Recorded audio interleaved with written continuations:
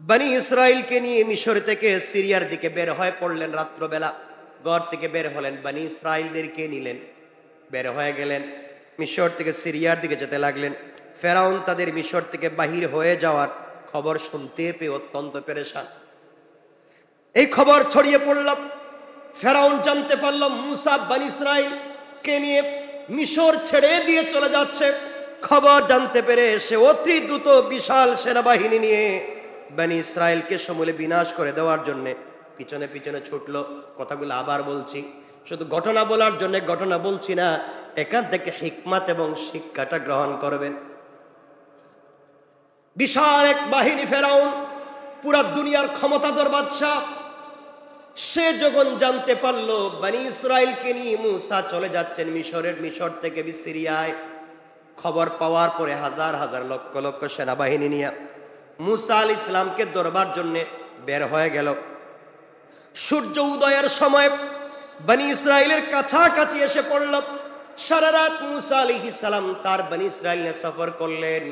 সূর্য উদয় হয়ে যায়, সকাল হয়ে গিয়েছে, সূর্য উঠে যায় এমন সময়ে বনি ইসরাইলের পাশাপাশি ফেরাউনের বাহিনী চলে আসলো। একটা বর্ণনায় পাওয়া যায় 16 লক্ষের অধিক সৈন্য, আর বনি ইসরাইল শিশু মহিলা বাদ দিয়ে মাত্র 4 লক্ষ। আমার বন্ধুগণ, ফেরাউন নিয়ে বাইর হইছে কত লাখ? 16 লাখ। ফেরাউন কত লাখ নিয়ে বাইর হইছে? 16 লাখ সেনাবাহিনী নিয়ে ফেরাউন বের হয়েছে মুসাকে ধরবে। আর মুসা আলাইহিস সালাম নারী শিশু বাদ দিয়ে নিরীহ মানুষ আছে তার সঙ্গে 4 লাখ। কয় লাখ? 4 লাখ মানুষ, নিরীহ নিরস্ত্র 4 লাখ মানুষ, পিছনে 16 লাখ, হাঁটলেই তো মেরে ফেলবে। কথা বলেন না কেন? অস্ত্র নাই, খাবার নাই, কিছু নাই, হাঁটতে লাগলেন। আমার বন্ধুগণ, পিছনে ফেরাউনের বিশাল দাঙ্গাবাজ বাহিনী। বনি ইসরাইল দেখে ভয় পেয়ে গেল, মুসার কাছে গিয়ে বলছে, মুসা, তোমার কথায় ঘর বাড়ি ছেড়ে বের হলাম, যার ভয়ে যে আমাদেরকে মেরে ফেলবে, যার ভয়ে বের হয়েছি, সে আমাদের পিছনে চলে এসেছে। এখন কোথায় যাব? আমাদের যে যাওয়ার জায়গা নেই, আমাদেরকে মেরে ফেলবে। মুসা আলাইহিস সালাম চিন্তায় পড়ে গেলেন। আল্লাহ রাব্বুল ইজ্জতুল জালাল বুঝাতে চাইলেন, মুসা তুমি বলো হাসবি আল্লাহ, আল্লাহু আকবার, যা কিছু হোক আল্লাহ আমার জন্য যথেষ্ট, লা ইলাহা ইল্লা হুয়া আলাইহি তাওয়াক্কালতু ওয়া হুয়া রাব্বুল আরশিল আযীম। আরশে আজিমের মহান মালিক আল্লাহর উপরে ভরসা করে বের হয়ে গিয়েছি। 16 লক্ষ কেন, 16,000 লক্ষ কোটিও যদি হয়ে যায়, আমার আল্লাহ আমাকে হেফাজত করবেন। পড়েন সুবহানাল্লাহ। আমার বন্ধুগণ চলতে লাগলেন। ফেরাউন মুসার লোকেরা বলতে লাগলো, মুসা ধরা পড়ে যাব, কি করব? আমাদের পিছনে তো ফেরাউন চলে এসেছে, কি করব? সামনে যেতে লাগলেন। যেতে যেতে দেখেন সূর্য উদয় হয়ে যায়, পিছন দিকে ফেরাউন, সামনের দিকে বিশাল সমুদ্র। কই যাবেন? বনি ইসরাইল বলছে, মুসা এখন কোথায় যাব? পিছনে ফেরাউন, সামনে সমুদ্র, রাস্তা নাই, আমাদেরকে মেরে ফেলবে, আমরা কোথায় যাব? এই মুহূর্তে মুসা আলাইহিস সালাতু ওয়াস সালাম তার দলের লোকদেরকে সান্ত্বনা দিয়ে বললেন, কোনো চিন্তা করো না। কোরআনের ভাষায় তিনি বললেন, ক্বালা কাল্লা ইন্না মাইয়া রাব্বী সায়াহদিন। আল্লাহু আকবার বলেন, আরো জোরে বলেন আল্লাহু আকবার। এত বড় বিপদে, পিছনে ফেরাউনের বাহিনী, সামনে বিশাল সমুদ্র, আর হযরত মুসা আলাইহিস সালাম বলছেন, কখনো নয়, আমাদের সঙ্গে আছেন আমাদের আল্লাহ, নিশ্চয় শীঘ্রই তিনি আমাদেরকে সঠিক পথ দেখাইয়া দিবেন। কি পরিমাণ বিশ্বাস! আমি এতটুকুনি বুঝাতে চাই, কি পরিমাণ বিশ্বাস থাকলে 16 লক্ষ সেনাবাহিনী পিছনে, সামনে বিশাল সমুদ্র, রাস্তা নাই, আর তিনি বলছেন ভয় পাওয়ার কোনো কারণ নাই, আল্লাহ আমাদেরকে রাস্তা দেখাবেন। সুবহানাল্লাহ, সুবহানাল্লাহ। এই বিশ্বাসটুকুন আপনাদের ভিতরে জন্মাতে চাই। এটাই হচ্ছে আলোচনার মৌলিকত্ব। আমি এতটুকুনি আপনাদের কাছে বোঝাতে চাই। আমার বন্ধুগণ, মুসা ইসলাম বলছেন নিশ্চয় আল্লাহ আমাদেরকে পথ দেখাবেন। এদিকে ফেরাউন উত্তেজিত হয়ে গেল, রাগান্বিত হয়ে উত্তেজিত হয়ে ঘোড়া নিয়ে, খচ্চর নিয়ে, গাদা নিয়ে, তরবারি নিয়ে, তীর নিয়ে, ধনুক নিয়ে, নেজা নিয়ে মুসা ইসলামের বাহিনীকে হত্যা করবার জন্য যখন চলে এসেছে কাছাকাছি, এই কঠিন মুহূর্তে আল্লাহ পাক রব্বুল ইজ্জত ওয়াল জালাল মুসাকে কি নির্দেশ দিলেন দেখেন। মুসা যখন দেখলেন আর যাওয়ার জায়গা নাই, এখন একমাত্র কে আছেন? একমাত্র আল্লাহর দিকে ফিরে যাওয়া লাগবে। সামনে সমুদ্র, পিছনে বাহিনী, আর ভাগার জায়গা নাই। একমাত্র বাঁচাতে পারবেন অলৌকিকভাবে আল্লাহ তাআলা। এবার আল্লাহ তাআলা ঘোষণা করে দিলেন মুসা আলাইহিস সালামকে। কোরআনে কারীমের 26 নম্বর সূরা শুআরার 63 নম্বর আয়াত থেকে আল্লাহ বললেন, ফাওহাইনা ইলা মুসা আন ইদরিব বিআসাকাল বাহরা ফানফালাকা ফাকানা কুল্লু ফিরকিন কাত্তাউদিল আযীম। আল্লাহ রাব্বুল ইজ্জত ওয়াল জালাল জানায়া দিলেন, মুসার প্রতি ওহী করলাম, তোমার লাঠি দ্বারা সমুদ্রে আঘাত করো। তা বিভক্ত হয়ে প্রত্যেকটা ভাগ বিশাল বিশাল পাহাড় সদৃশ হয়ে গেল। আল্লাহ তাআলা বুঝাতে চাইলেন সমুদ্রের পানি চিরতরে দুই ভাগ হয়ে যাওয়ার মতো ছোট্ট একটা ঘটনা আল্লাহ বলতে চান। মুসা যখন দেখলেন কিছুই নাই, মুসার হাতে আছে একটা লাঠি, আল্লাহ বলেন, মুসা ওই লাঠি দিয়ে তুমি সাগরের মধ্যখানে তুমি আঘাত করো। পড়েন সুবহানাল্লাহ। চিন্তা করতে পারছেন? পিছনে ফেরাউনের বাহিনী, সামনে সাগর, রাস্তাঘাট নাই। আপনি একজনকে বলছেন, ভাই আমার পিছনে হাজার হাজার লোক আমারে পিটাচ্ছে, সামনে সাপ বিচ্ছু, কোথায় যাব? আপনি বললেন সামনে সাপ বিচ্ছু, সামনে গর্ত, সামনে আগুন, পিছনে তোমার বিরুদ্ধে লোক লাঠি সুটা নিয়ে আসতেছে, তুমি আর কই যাইবা? এখানেই যা আছে সামনের দিকে যাও। পাগল বলবে না লোক? একজন লোক বলতেছে, ভাই পিছন দিকে হাজার হাজার লোক আমাকে মারবার জন্য আসতেছে, সামনে সাপ বিচ্ছু গর্ত, আমি কই যাইব? আপনি বলেন একটা 5 টাকা দিয়ে পান কিনে বসে বসে খাও। সে আপনারা কি বলবে? আপনি দুষ্টামি করতেছেন না, যে আমি কি বিপদে আছি, হে আমার পান খাওয়ার ওয়াজ করতেছে। মুসা আল্লাহর কাছে বলছেন, আল্লাহ পিছনে ফেরাউনের বাহিনী আর সামনে সাগর, আমি কই যাব? আল্লাহ বলছেন, লাঠি আছে না? আছে তো, তো লাঠি দিয়ে পানিতে একটা বাড়ি দাও। আল্লাহু আকবার। কোন যুক্তি ধরে না, অস্ত্র নাই, সেনাবাহিনী নাই, কিচ্ছু নাই, বাঁচবার পথ নাই। আমি আল্লাহর কাছে বলছি, আল্লাহ আমি যাব কই? আল্লাহ কো লাঠি দিয়ে পানিতে মারো। বলার কথা ছিল ফেরাউনের মাথায় মারো। কথা বলে নাকি? যুক্তি এটা না। যুক্তি হচ্ছে তুমি পিছনে ঘুরো, ফেরাউনের মাথায় একটা বাড়ি দাও। আল্লাহ কয় পানিতে বাড়ি দাও। মুসা বনি ইসরাইলকে বলছেন, বনি ইসরাইল আল্লাহর কাছে বললাম কই যাব? আল্লাহ কয় পানিতে বাড়ি দাও। হেরা কয় খাইছে। এবার আল্লাহ কি শুরু করেছেন বুঝতেছি। আমাদের যুক্তি ধরছে না, কিন্তু আল্লাহ বোঝাতে চান এটাই আমার হিকমা। আল্লাহু আকবার। আপনার যুক্তি ধরুক, আপনার বুঝে ধরুক আর না ধরুক, আল্লাহ সিদ্ধান্ত নেন। আপনি হয়তো বুঝেন নাই, দেরিতে হলেও বুঝবেন। ঠিক কিনা? আমার বন্ধুগণ, হযরতে মুসা আলাইহিস সালাম পানিতে আঘাত করলেন। কি করলেন? পানিতে আঘাত করলেন। পুরা পানি পাহাড়ের মতো দুই সাইডে সরে গিয়ে বিশাল রাস্তা হয়ে গেল। আল্লাহু আকবার। কোন কোন বর্ণনায় পাওয়া যায় 12টা রাস্তা হয়ে গিয়েছে। কারণ বনি ইসরাইল ছিল 12 ভাই, তো 12 গ্রুপ, একটা আরেকটার সাথে মিলে নাই, আলাদা রাস্তা লাগবে। আল্লাহ চিন্তা করে, যারা বনি ইসরাইল তো আরেকটা রাস্তা যাইতো না, রাস্তা আলাদাই করে দিই। আমার বন্ধুগণ, হযরতে মুসা আলাইহিস সালাম তার বাহিনী নিয়ে আস্তে আস্তে করে সবাই নিয়ে তিনি চলে গেলেন। ফেরাউনের বাহিনী এসে দেখলো কি চমৎকার রাস্তা। আর এই রাস্তা তো আমরা বানাই নাই। এটা বানাইলো কে? কোন কোম্পানি বানাই দিয়ে গেল? কোন দেশের পাবলিক এই কাজটা করলো? বিশাল সমুদ্রের মধ্যখানে রাস্তাঘাট, আমরা তো জিন্দেগিতেও দেখি নেই। এরা ফ্রি ফ্রি সার্ভিস তো সবাইকে উঠছে।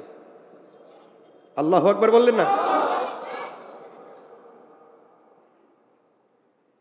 তারা ফেরাউন সবার সামনে বিশাল বাহিনী নিয়ে সবাই নামছে। তারা নামছে, এদিকে হযরত মুসা ইসলাম উঠে গিয়েছেন, নদী পার হয়ে চলে গিয়েছেন। ফেরাউনের বাহিনী যখনই নামছে, আল্লাহ তাআলা পানিরে বলছেন, ব্যাপার কি, দাঁড়াই আছো কেন? পারলে এখন কাজ কি, আগে যেভাবে ছিলা এভাবেই হয়ে যাও। আল্লাহু আকবার, আগে যেভাবে ছিল এভাবেই হয়ে যাও।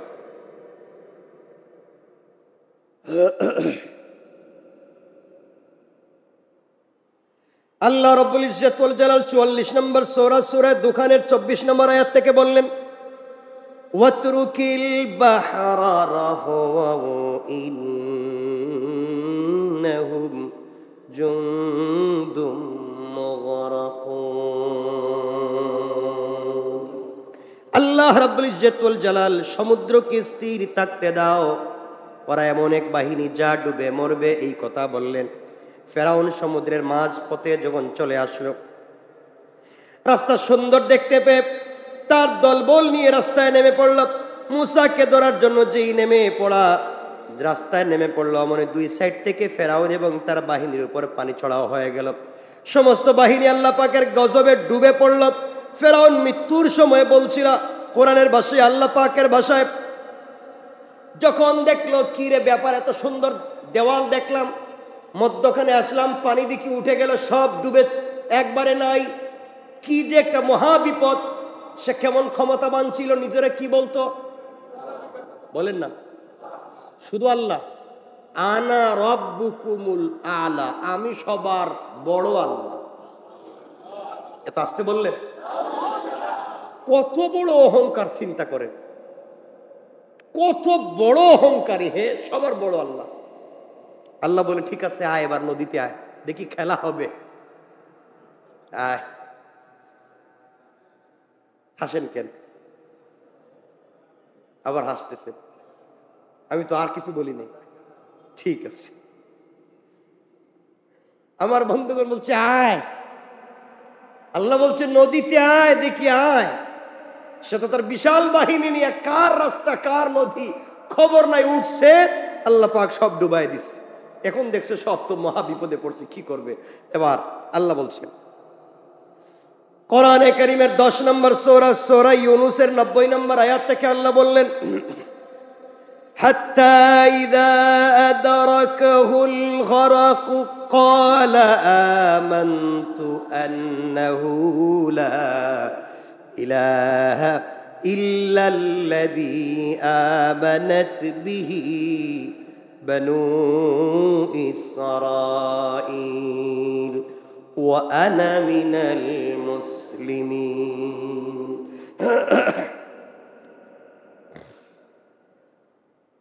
যখন সে দেখলো, কথাগুলো শুনেন, ফেরাউন যখন দেখলো আর কোনো পথ নাই, সবাই পানিতে হাবুডুবু খাচ্ছে, পানি খায়া, যে কি মাছের মতো একটা ফুটকা মাছ, না কি মাছ কয়, ফুটকা মাছ, শুধু পেট দেখা যায় আর কিছুই নেই, কি মাছ কয়, ফুটকাই, ফুটকা মাছের মতো মুটা হয়ে পড়ে রয়েছে, হাজার হাজার, তার 16 লক্ষ, সব শেষ। কোনো অস্ত্র লাগছে, কোনো তরবারি লাগছে, এমনি শেষ। হ্যাঁ, চিন্তা করলো, আমি যাই কই, আমি তো আনা রব্বুকুমুল আলা, 16 লক্ষ কইতেছে, আনা রব্বুকুমুল আলা গেলা কই, বাঁচাও এখন। এখন আমিও তো বাঁচতাছি না, আমি তো নিজেই বাঁচি না, আর তোমাদেরকে কেমনে বাঁচাই? সব যখন ডুবে মরে যাচ্ছে, ফেরাউন যখন দেখলো আর নিজেকে বাঁচাবার পথ নাই, পরিশেষে ডুবন্ত অবস্থায় এমন সময় সে বলতে লাগলো, ইল্লাল্লাযী আমানাত বিহি বনু ইসরাঈল আমানতু আন্নাহু লা ইলাহা। এত সুন্দর করে সে বলতে লাগলো, আয় আল্লাহ তাআলা, আমি ফেরাউন ঈমান আনলাম। চিন্তা করছেন, সিপার নাম কি বাবাজি, সিপা খাইয়া এখন আমি ঈমান আনলাম। আল্লাহ কই, এবার শয়তান, এবার মনুষ ঈমান আনলাম শুধু বলতেছে না, দেখেন না কত সুন্দর করে বলতেছে, আল্লাহর কাছে বলতেছে, আয় আল্লাহ তাআলা আমানাত, ক্বালা আমানতু, আমি ঈমান আনলাম, আন্নাহু লা ইলাহা ইল্লাল্লাযী আমানাত বিহি বনু ইসরাঈল, বনি ইসরাইল যে আল্লাহর উপরে ঈমান আনছে আমি হেই আল্লাহর উপরে আনছি। চিন্তা করার কত বুঝে বলতেছে যে আমি ভুল আল্লাহর উপরে ঈমান আনতেছি না। যে বনি ইসরাইল ঈমান আনছে আমি হেই আল্লাহর উপরে ঈমান আনছি। এরপরে বলতেছে নিশ্চয় তিনি ব্যতীত কোনো মাবুদ নাই। চিন্তা করেন কত বড় শয়তান, কত সুন্দর করে কালিমা পড়তেছে। এত সুন্দর কালিমা পড়লেও কি আল্লাহ ছেড়ে দিবেন মনে করছেন? তাইলে কি মনে করছেন আপনারা? আপনারাও শুধু কালিমা পড়লে ছেড়ে দিব আল্লাহ? ফেরাউন কত সুন্দর করে বুঝিয়ে বলতেছে আল্লাহ আমি ঈমান এনেছি, বনি ইসরাইল যেভাবে ঈমান এনেছে নিশ্চয়ই আপনি ব্যতীত আর কোনো মাবুদ নাই। এ কথা বলে শেষ করে নাই, সে নিজেরে বলতেছে আনা, আমি ফেরাউন, আনা মিনাল মুসলিমিন, আমি মুসলমানদের অন্তর্ভুক্ত হয়ে গেলাম। সুবহানাল্লাহ কইতেছে কে রে? ওরে আল্লাহ সুবহানাল্লাহ। এখানে সুবহানাল্লাহর লাভ কিতা? ফেরাউন বলতেছে আমি এখন মুসলমানদের অন্তর্ভুক্ত। আল্লাহ কই এখন চিপা দিছি তো, এখন আমার নাম মনে হয়েছে, এতক্ষণ তো বহুত বড় বড় চিল্লাইছ। এজন্য আল্লাহ কাউকে ধরবার আগে সোজা হয়ে যাওয়া না, ঠিক কিনা বলেন? মানে রাখবেন, যারা সমাজকে বিনষ্ট করে, যারা সমাজকে নোংরা পথে নিয়ে যায়, যারা অন্যায়কারীকে সমর্থন করে সমাজকে, দেশকে, পুরো জাতিকে ধ্বংস করতে চায়, তারা যদি সঠিক পথে না আসে আর আল্লাহ যদি কাউকে ধরে তার অস্তিত্ব নষ্ট করে চলে যায়। আল্লাহ চাইনি। আমার মুসলমান বন্ধুগণ, ফেরাউন আল্লাহর কাছে বলতেছে আল্লাহ তাআলা আমি ঈমান এনেছি, আমাকে ছেড়ে দেন। বনি ইসরাইল কি যেভাবে ঈমান আনছে আমিও আনছি, আমি মুসলমান হয়ে গেলাম, এবার আমারে ছেড়ে দেন। ঈমান আনে কি আনে নাই? কথা বল, ঈমান আনছে কি আনছে না? কালিমা পড়ছে কি পড়ছে না? সব ঠিক আছে। আপনারা তো ভালো করেই জানেন যে আল্লাহ তাআলা বলছেন 1000 গুনাহ করার পরেও যদি কেউ তওবা করে মাফ করে দিবেন। কথা বল, এবার শুনেন নাই? যত কোটি কোটি গুনাহ করেন তওবা করলে মাফ। তো এখন ফেরাউনের তওবা কবুল করে মাফ করার কথা, কথা কয় না কেন হবে না? যে সময় হোক, এত এত সুন্দর কালিমা পড়ছে, আপনারা ওয়াজ শুনলেন যত গুনাহ করি তওবা করলে মাফ। এখন তো তারটা মাফ হওয়ার কথা, মাফ হবে কেন? এত মানুষের গুমরা বানাইয়া, এত মানুষের জাহান্নামী বানাইয়া তুমি একা একা জান্নাতে যাইতে চাও, এই লাইন নাই আল্লাহর কাছে। পুরা পাবলিক রে ভুল বুঝাইয়া জাহান্নামে নিয়া আর দিন শেষে তুমি তওবা করে জান্নাতে যাইবা, পাবলিক রে বাদ দিয়া, এই সুযোগ আল্লাহর কাছে নেই। কথা বুঝতে পেরেছেন? এই জন্যে যদি আমি শুধু ভুল হই, আমি শুধু অন্যায় করি, আল্লাহ হয়তো আমাকে ক্ষমা করে দিবেন, কিন্তু আমার কারণে যদি আরো 1000 লোক ভুল পথে যায় তাহলে আমার তো আবার কাজ হবে না। ফেরাউনের এই দশা। আল্লাহ রাব্বুল ইজ্জত ওয়াল জালাল কোরআনে কারীমের 10 নম্বর সূরা, সূরা ইউনূসের 91 থেকে 92 আয়াতে আল্লাহ তাআলা বলতে লাগলেন আল আনা ওয়া ক্বাদ আসাইতা ক্বাবলু ওয়া কুনতা মিনাল মুফসিদিন। আল্লাহ রাব্বুল ইজ্জত ওয়াল জালাল বলছেন ও ফেরাউন এতক্ষণে কি তোর হুঁশ হইছে? আল্লাহ বলছেন এতক্ষণে আলান, এখন তোর হুঁশ হইছে। ইতিপূর্বে তো তুমি অমান্য করেছো এবং অশান্তি সৃষ্টিকারীদের অন্তর্ভুক্ত তুমি ছিলে। সমাজে অশান্তি সৃষ্টি করেছো, নোংরামি সৃষ্টি করেছো। এত অন্যায় নোংরামি করে এখন তওবা করলে আর কাজ। এখন বুঝতে পারছেন নি আপনারা? কারণ আপনারা যদি, আমরাও যদি অশান্তি করি, নোংরামি করি, আর রাত্রে ঘুম থেকে উঠে কই আল্লাহ তো এখন তাহাজ্জুদের সময় মাফ করো, আল্লাহকে ঘটনা কি? ঘটনা কি এখন? এজন্য ভুলটা যদি শুধু আমার হয়, আমাকে মাফ করে দেওয়ার সম্ভাবনা আছে। আর ভুল যদি আমার কারণে 1000 মানুষের হয়, তে 1000 মানুষকে ভুল বুঝে বিপদে নিছি, আমি তওবা করলে কাজ হবে না, 1000 মানুষকে ঠিক পথে আনতে হবে। এজন্য কথা খুব পরিষ্কার, কথা খুব চিন্তা করে বলতে হয়। আল্লাহ রাব্বুল ইজ্জত ওয়াল জালাল বললেন শোন,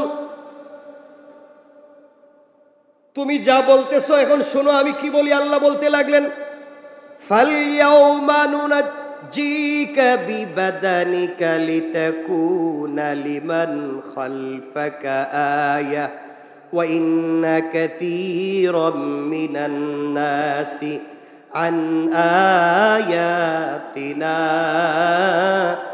লাগাফিলুন। আল্লাহ রাব্বুল ইজ্জত ওয়াল জালাল বলছেন, আজ আমি তোমার দেহকে, তোমার বডিটাকে রক্ষা করব, যাতে তুমি তোমার পরবর্তীদের জন্য নিদর্শন হয়ে থাকো। আল্লাহ বলেন, ফেরাউন, আজ থেকে তোর বডিকে আমি হেফাজত করব। তুই যে সমাজে নোংরামি করলে কি ধরনের শাস্তি আমি আল্লাহ দিতে পারি, এটা বুঝাবার জন্যে, পৃথিবীর মানুষকে বুঝাবার জন্যে তোমার বডিটাকে আমি আল্লাহ হেফাজত করব। আল্লাহ যেই কথা দিয়েছেন, আজ পর্যন্ত সত্যি সত্যি ফেরাউনের দেহ আজ পর্যন্ত পচে নাই, গলে আছে? পচে গলছে না? আছে, আছে। আজও মিশরে সুরক্ষিত আছে। এটা হাজার হাজার বৎসর কেটে গিয়েছে। বৈজ্ঞানিকগণ তার দেহ নিয়ে অনেক গবেষণা করেছেন। বিনা মেডিসিনে এই দেহকে এইভাবে সুরক্ষিত করে রেখেছেন কে? কেন? এটা হচ্ছে পাপের শাস্তি। পাপ করলে এভাবেই হয়। আমার বন্ধুগণ, হজরতে লম্বা আলোচনা আমরা সংক্ষেপ করতে চাই। রাত্র 10:30। বনি ইসরাইল নিরাপদে সমুদ্র পার হয়ে পৃথিবীর ইতিহাসের সব থেকে বড় খোদাদ্রোহী কাফেরকে আল্লাহ যেদিন ধ্বংস করে, বনি ইসরাইল তথা মুসলমানদের সংকটকে দূর করে পৃথিবীর বুকে তৌহিদের জান্দা বুলন্দ করলেন যেই দিন, সেই দিনটা ছিল 10 মুহররম। বলেন 10 মুহররম আশুরা। কথা তো অনেক, 10 মুহররম আশুরা। সুতরাং এই দিনে আল্লাহ তাআলা অনেক কিছু করেছেন। আজ আমরা আছি একসাথে, কাল হয়তো একসাথে নাও থাকতে পারি। সুতরাং আমার মেসেজ আপনাদের প্রতি এতটুকুনি। আজকের পুরো আলোচনা বুঝাতে চাইলাম এতটুকুন, আমরা গুনাহ কম বেশ অনেক করে থাকি।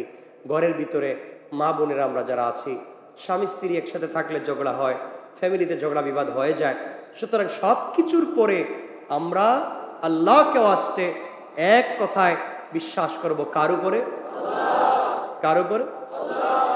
আল্লাহর উপরে। দুনিয়ার আইন বড় কঠিন। দেখছেন না, লকডাউন, ওই যে যখন ছিল, করোনা ভাইরাস ছিল, যখন লকডাউন ছিল না দেশে, কেমন লকডাউন ছিল জানেননি? যে স্বামী স্ত্রী একসাথে করে এক প্লেটে খাবার দাবার খাইছে। এক প্লেটে খায় নাই, আর খাইছে কইলাম, দেখেন, এক প্লেটে খাবার দাবার খেয়েছে, এক গ্লাসে পানি পান করেছে, এক বিছানায় রাত্রবেলা ঘুমাইছে। ঘুম থেকে উঠে দুজন গাড়ির সিটের 2 সাইডে বসছে। এই যে দূরত্ব বজায় রাখছে। কথা বলেন না কেন? এগুলো হয় নাই? এটা হচ্ছে দুনিয়া। এটা হচ্ছে দুনিয়া। ঘটনা কি? একসাথে থাকলো, একসাথে খাইলো, এক বিছানায় ঘুমাইলো, আর রাস্তায় বাইরে 2 জন দূরে দূরে। আল্লাহকে ঘটনা কি চিন্তা করছে? এগুলো হচ্ছে দুনিয়ার ল। আল্লাহ রাব্বুল ইজ্জত ওয়াল জালাল আমাদেরকে কিছু কোরআনিক ল দিয়েছেন, কোরআনিক ফর্মুলা দিয়েছেন, সেগুলো ফলো করে আমাদেরকে চলতে হবে। আল্লাহ আমাদের কবুল করুক, বলেন আমিন। কষ্ট হচ্ছে আপনাদের? লম্বা করতে চাই না। একজন ভাই আমাকে একটা লম্বা প্রশ্ন করেছেন। ওই প্রশ্নটা আমাকে দিয়েছিল, আমি নিয়ে আনলাম, ওই যে দিল। প্রশ্ন করেছে, খুব জটিল প্রশ্ন।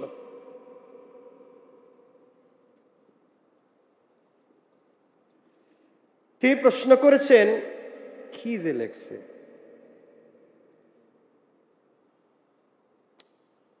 মদের টাকা, মদ বিক্রির টাকা, সুদের টাকা, ঘুষের টাকা মসজিদে দান করলে বা মসজিদ কমিটি এটা গ্রহণ করলে মসজিদের কাজ জায়েজ হবে নাকি না জায়েজ জানতে চাই।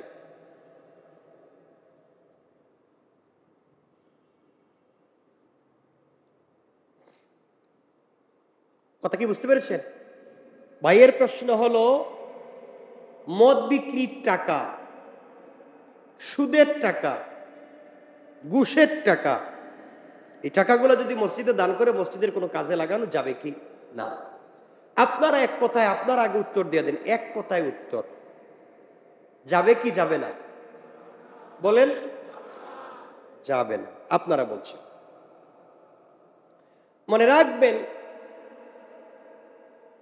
যেই জিনিস হারাম ইসলামের দৃষ্টিতে, যেই খাবার হারাম তার বেচা কিনা হারাম, তার পয়সাও হারাম, এই পয়সায় ভালো কাজ করাও হারাম, একবারে হজ করাও হারাম।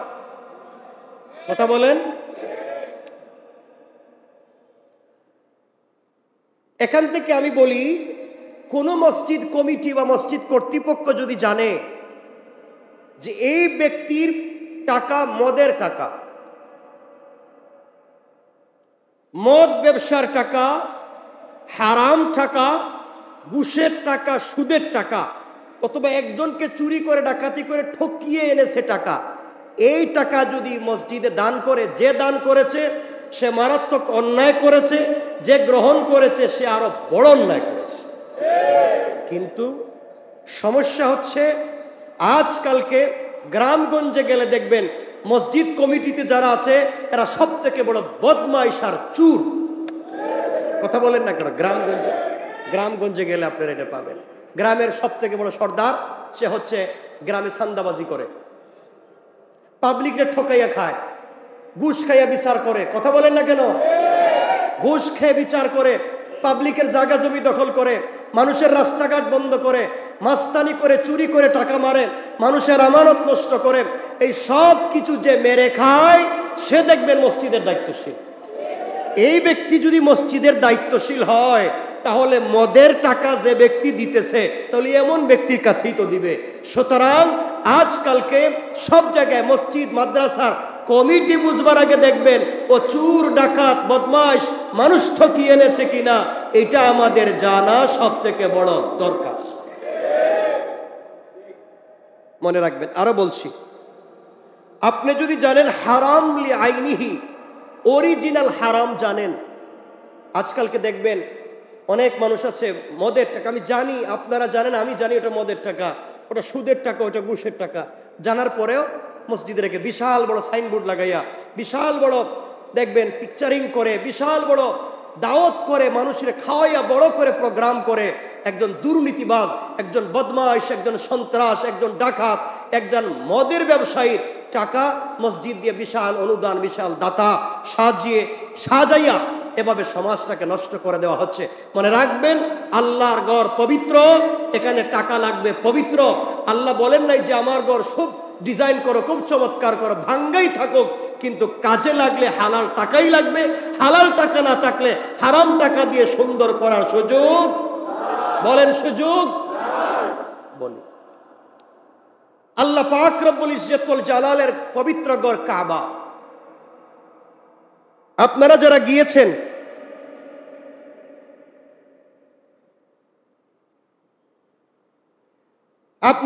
গিয়েছেন কাবায়, মূল ঘর থেকে একটা দেওয়ালের মতো একটা জায়গা ঘুরানো আছে, হাতিমে কাবা আসেনি? কথা বলেন না কেন? কেন এটার ইতিহাস জানেননি? বলতে পারবেন? এই ভাই বলতে পারবেন। এই যেভাবে ঘুরানো আছে দেওয়ালের মতো দেওয়া, মূল কালো ঘরটা থেকে ফাঁকা, জানা আছে কারো কেন এটা করা? যখন হযরতে নূহ আলাইহিস সালামের প্লাবনে সব ধ্বংস হয়ে গেল, ইব্রাহিম আলাইহিস সালাম এটাকে সংস্কার করলেন। রাসূল পাক সাল্লাল্লাহু আলাইহি ওয়াসাল্লামের বাপ দাদার সময় যখন আসলো, তখন ঘরটাকে সংস্কার করে বড় করার সিদ্ধান্ত হলো কাবা ঘর বড় করবেন। কিন্তু কাবা ঘর সংস্কার করে বড় করতে গেলে পয়সা লাগবে। কি লাগবে? না পয়সা ছাড়া বড় করা যাবে?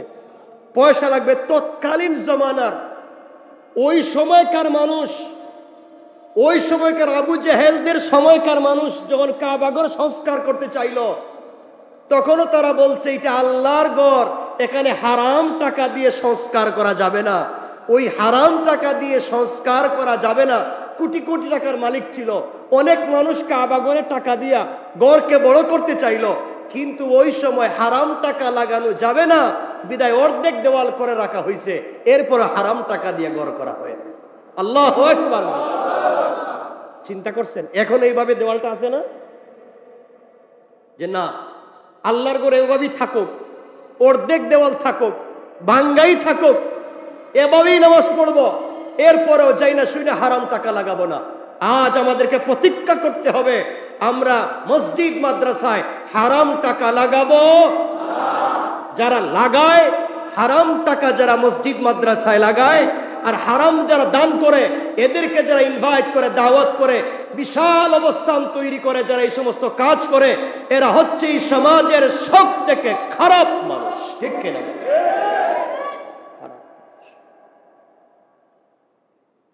মনে রাখবেন কেন বলছি, আমার কথাগুলো শুনেন। বুখারীর সহিহ riwayat, বুখারী সহিহ riwayat, আল্লাহ হচ্ছেন ইন্নাল্লাহ তাইয়্যিব, আল্লাহ হচ্ছেন পবিত্র। লা ইয়াকবালু ইল্লা তাইয়্যিবা, আল্লাহ অপবিত্র কোনো জিনিস গ্রহণ করেন না, কবুল করেন না। আল্লাহ পবিত্র, পবিত্র ছাড়া কোনো জিনিস কবুল করেন না। ঘর আল্লাহ, যা হবে পবিত্র হবে, অপবিত্র কোনো জিনিস দিয়া ঘর সাজিয়ে কোনো লাভ নাই। আরেকটু শোনেন, ইন্নাল্লাহ ইযা হাররামা শাই হাররামা সামান, যে জিনিস হারাম, ছোট হোক বড় হোক, যে জিনিস, বলেন না, যে জিনিস হারাম তার বেচা কিনা হারাম। ইসলামিক দৃষ্টিতে আমরা আলোচনা করতেছি কোরআন হাদিসের, ইসলামিক দৃষ্টিতে যে জিনিস হারাম তার বেচা কিনা, তার টাকা পয়সা।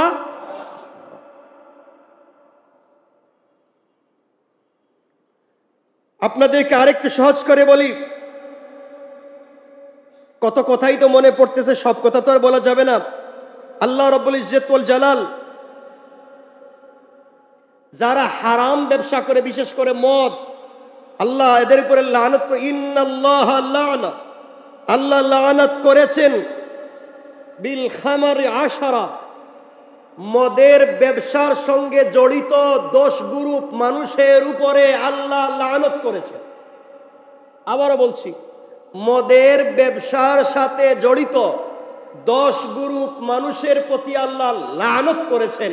কে লানত দিছেন? সবাই বলেন কে? তাহলে এই জাইনা শুনে যদি মদের টাকা এনে মসজিদে ঢুকাই দেন, এই ভাইয়ের বাড়ি কই? যে ভাই প্রশ্ন করছে আসেনি আল্লাহ জেনে, এখানে চেহারা তো দেখতেছি, ছিল তো, দেখলাম না, এখানে বসা আছে কর্নারে, হয়তো বসে রয়েছে, দেখতেছি না।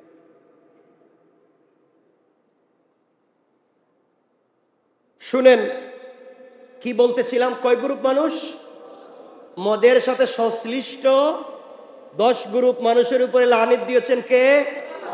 যে মদ বানায়, যে মদ বানায়, যে বানাতে সহযোগিতা করে, যে বিক্রি করে, যার কাছে বিক্রি করে, যে নিয়ে দেয়, যার কাছে বসে, যে দোকানে বিক্রি হয়, যে খায়, যে খাওয়ায়, যে সহযোগিতা করে, এভাবে 10 গ্রুপ লুপের উপরে আল্লাহ বলছেন আমার লানা।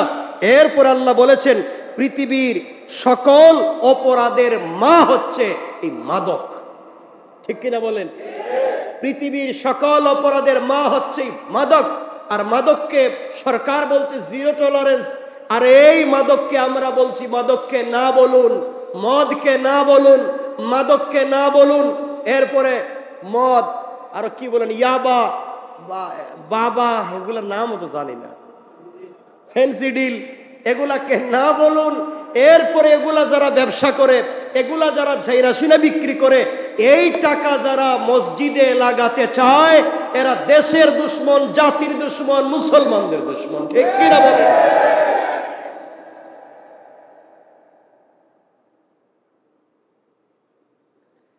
আল্লাহ রাব্বুল ইজ্জত ওয়াল জালাল বলছেন হাল্লাল্লাহুল বাইআ ওয়া হাররামার রিবা, আল্লাহ ব্যবসাকে করেছেন হালাল আর সুদকে করেছেন ডাইরেক্ট। আল্লাহ যেটারে হারাম করছেন আপনি ওটাই করতেছেন। আমার কথা খুব কষ্ট পাইতেছেন মানে আপনারা? একটু হাত তুলে দেখান না, কারা কারা কষ্ট পাচ্ছেন? ওরে আল্লাহ রে, কি করুন। সুতরাং আবার বলছি ভাই, মসজিদ পবিত্র জায়গা, মসজিদ আল্লাহর ঘর, পবিত্র জায়গা। মাদ্রাসা আল্লাহর ঘর, পবিত্র জায়গা। এখানে যাই দিবেন হালাল, যাই দিবেন হালাল। আপনি চিন্তা করলেন 2, 4, 5, 10, 20 বছর মদের ব্যবসা করে ফেলি, হারাম ব্যবসা করে ফেলি, এরপরে সব বাদ দিয়া একবারে দাড়ি দুড়ি রাইখা তসবিহ হাতে নিয়ে কাবা ঘরে গিয়ে একবারে বুজুর্গ হয়ে বসে থাকবো। আল্লাহ কই তুই তো শয়তান রে, তুই তো বহুত বড় শয়তান, এই কাজটা তো ফেরাউনও করে নাই। কথা কন না কেন? এই কাজটা তো ফেরাউনও করে নাই। এই কাজ করা যাবে না, এই কাজ করা যাবে না। আজকালকে সমাজে বিশাল একবারে লাল গালিচে সংবর্ধনা দিয়া মদের ব্যবসায়ীকে দেখবেন বিভিন্ন মসজিদ মাদ্রাসায় বিভিন্ন প্রতিষ্ঠানে বিশাল বড় সংবর্ধনা দিয়া আমাদের অমুক আসছে তমুক আসছে বক্তব্য যিনি দিতেছে, ওরে আল্লাহ, এমন এক বেচারা। আল্লাহকে কিরে শয়তান করলেটা কি? কার কথা বক্তব্য দিচ্ছিস? হে তুই আমার জানা মতো সব থেকে জালিম। এগুলা ভুল বলতেছি? এগুলা হচ্ছে সমাজের অন্যায়, নোংরামি। এই জন্যে আল্লাহর গড় আল্লাহ বলেন নাই খুব চাকচিক্য করো, ভাঙ্গা থাকো, এসির দরকার নাই, ফ্যানের দরকার নাই, ভাঙ্গা থাকো, তাও হালাল টাকায় কাজ হোক। কি টাকায়? গরকার আল্লাহর ঘরে হারাম টাকা লাগানো যাবে না, এটা নিষেধ। কে করেছেন? আরো অনেক কথা। এখন আরেকটু কথা বলে দিই এখানে। সাহাবায়ে কেরাম ব্যবসা বাণিজ্য করতেন। সাহাবায়ে কেরাম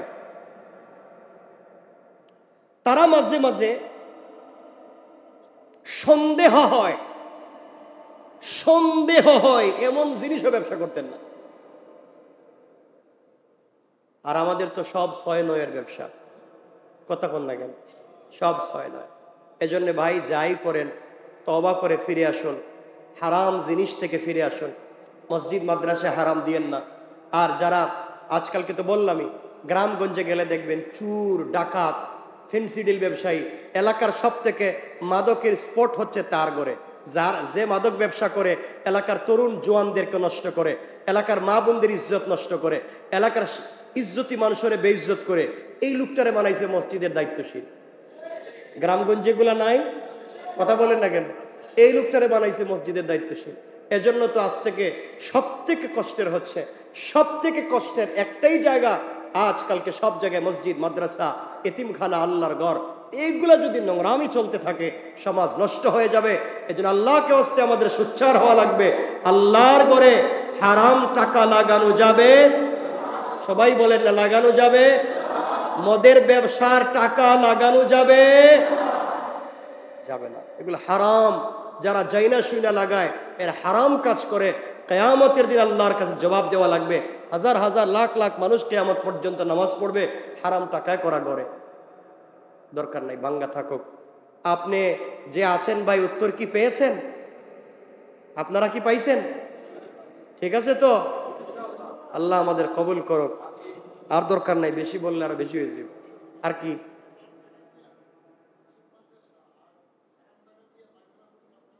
কোনোটাই করা যাবে না। পায়খানা প্রস্রাব কি কোনো জিনিস করা যাবে না।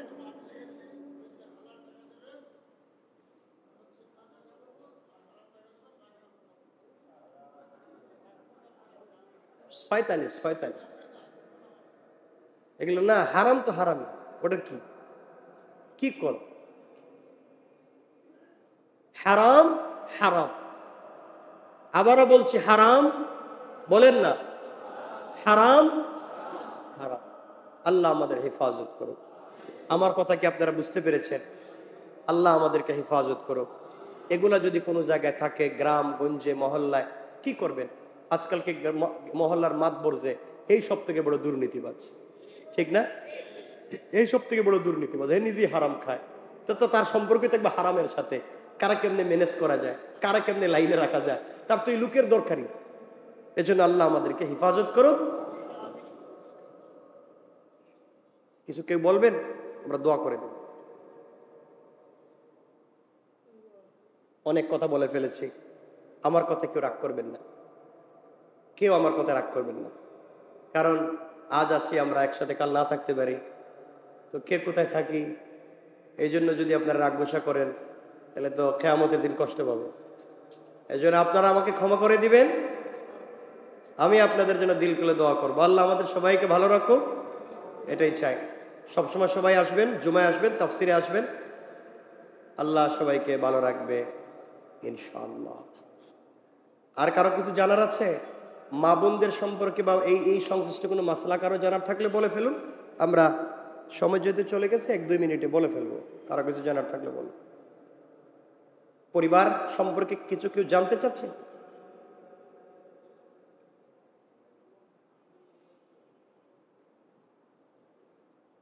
আমরা দোয়া করে দিই। আল্লাহ আমাদের সবাইকে কবুল করুক। আগামী মায়েদের তাফসীরটা কত তারিখ হবে? আগামী মাসের কত তারিখ পড়ে? শুক্রবার 1 তারিখ, সেপ্টেম্বরের 1 তারিখ শুক্রবার পড়ে। আপনারা সবাই তাফসীরে আসবেন নাকি? আপনারা সবাই আগামী 1 তারিখের তাফসীরে তো আসবেনই সব সময়। আগামী সেপ্টেম্বর 1 তারিখ জুমাবার মায়েরা বোনেরা সবাই আসবেন, আপনারাও আসবেন। আর আমার জন্য দোয়া করবেন। আগামী 1 তারিখের তাফসীরে আসবেন, আমার জন্য দোয়া করবেন। আমিও আপনাদের জন্য দোয়া করি। আল্লাহুম্মা সাল্লি আলা মুহাম্মাদ কামা সাল্লাইতা ওয়া সাল্লামতা আলা ইব্রাহিম ওয়া আলা আলি ইব্রাহিম ইন্নাকা হামিদুম মাজিদ। আল্লাহুম্মা আমিন। ربنا ظلمنا أنفسنا وإن لم تغفر لنا وترحمنا لنكونن من الخاسرين. ربنا آتنا في الدنيا حسنة وفي الآخرة حسنة وقنا عذاب النار وأدخلنا الجنة مع المتقين والأبرار. اللهم اغفر لنا ولوالدينا رب ارحمهما كما ربياني صغيرا. رب ارحمهما كما ربياني صغيرا. رب ارحمهما كما ربياني صغيرا. জীবনে গুনাহ করেছি, নাফরমানি করেছি, অন্যায় করে ফেলেছি। আল্লাহ চক্ষু বন্ধ করলে শুধু গুনাহ ছাড়া আর কিছুই দেখি না। ইয়া আল্লাহ তোমার পায়ে ধরি, তুমি আমাদেরকে মাফ করে দাও। আয় আল্লাহ জীবনের তামাম গুনাহগুলোকে মাফ করে দাও। গুনার কারণে তুমি বেইজ্জত করে দিও না। দীর্ঘ কতদিন থেকে আমরা এভাবে বসে বসে কথাগুলা শুনি। আয় আল্লাহ আর কোন সময় যেভাবে একত্রিত করে বলার সুযোগ দেবা।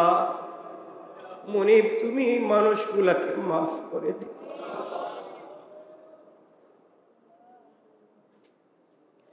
আয় আল্লাহ আমাদের যাকে যেখানে তুমি রাখো ভালো রাখো, আমানতের সাথে ইখলাসের সাথে রাখো। আয় আল্লাহ মানুষগুলাকে মাফ করে দাও। আয় আল্লাহ তাআলা এদের ভালোবাসার বিনিময়ে জান্নাতুল ফিরদাউস দিয়ে দাও। আয় আল্লাহ আমরা যারা হাত উঠাইলাম, আয় আল্লাহ আমাদের মার খানদান বাবার খানদান সবাইকে মাফ করে দাও। আমাদের পরিবারের সবাইকে মাফ করে দাও। আয় আল্লাহ দীর্ঘদিনের কথায় কত ভুল হয়েছে, অন্যায় হয়েছে, কত অন্যায় করে ফেলেছি মুনিব। তোমার সামনে তোমার ঘরে বসে তওবা করলাম, মাফ করে দিও। আয় আল্লাহ ও মুনিব তুমি ছাড়া বলবার জায়গা নাই। আমাদের সবার দিলের মাকসাদ গুলাকে পুরা করে দিও। হালাল পথে চলবার তৌফিক দিও, হারাম থেকে বাঁচাইও। পরিবার পরিজনকে দ্বীনের পথে চলবার তৌফিক দিও। এই মানুষগুলাকে তোমার হাওয়ালা করে দিলাম।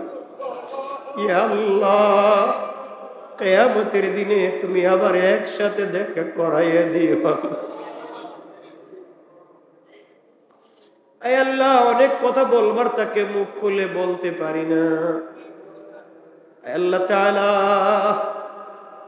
আমাদের সবাইকে মাফ করে দাও, আমাদের মা বাবাকে মাফ করে দাও।